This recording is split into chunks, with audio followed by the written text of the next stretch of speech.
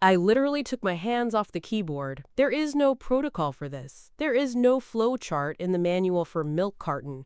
I just stare at my screen. Sir, I'm sorry. Can you repeat that? You're looking at a milk carton? And he sounds proud. This is the part that gets me. He sounds proud, like he's just cracked a major case, like he's Detective Stabler, and he's about to blow this thing wide open. Yes, he says very clearly. It's a picture of a little kid. Says he's been missing. I figured I should call you guys so you can, reopen the case. My brain is just spinning. I am trying to figure out what is happening.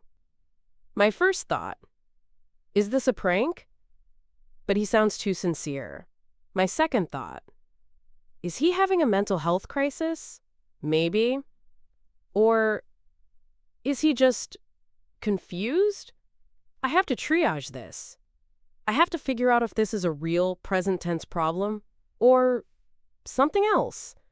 So I finally ask the only question that makes any sense to me. Sir, I say as calmly as I can, I need you to look very, very closely at that milk carton. Can you please read me the expiration date on it? There's a pause on the line. I hear him rustling the carton, turning it over in his hands. And then he says, it says 1988. 1988. He was 30 years too late.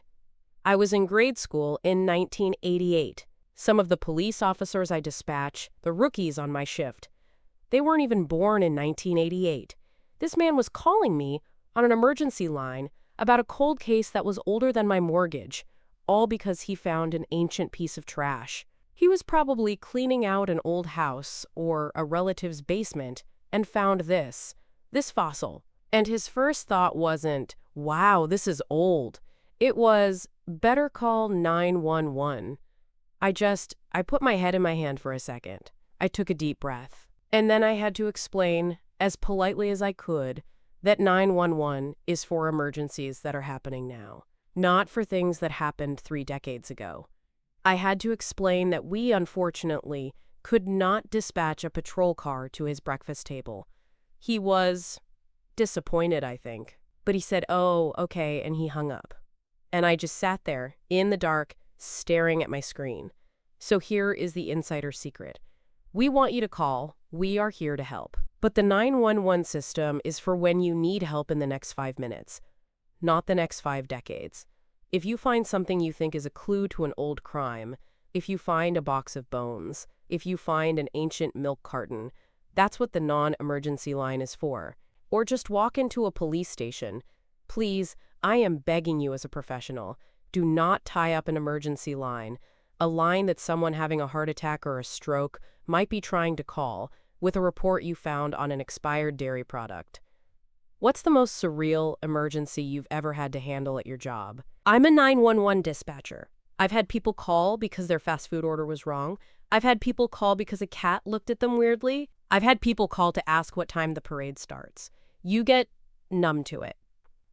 You really think you have heard every possible bizarre permutation of human confusion? You think you've heard it all. Until you get a call in the 21st century from a man trying to solve a kidnapping he just discovered from 1988. My office isn't an office. It's a dark room, a bunker, really, full of screens. The only light 24/7 is the glow of the monitors. The main one is the CAD, our computer-aided dispatch system. That's the pulse of the city. The only sound is the constant, low-level electronic hum of the servers and the air conditioning. It's the kind of white noise that gets into your bones. And then, cutting right through it, is the ring. The 911 line. It's a sound that's designed to jolt you. It doesn't matter if you've been doing this for 1 day or 20 years, that sound, it always cuts right through you. They tell you the job is 90% boredom and 10% pure terror. And that is the absolute truth. Most of the time, you are a glorified, underpaid information desk for people who just don't know the non-emergency number. We have our frequent flyers.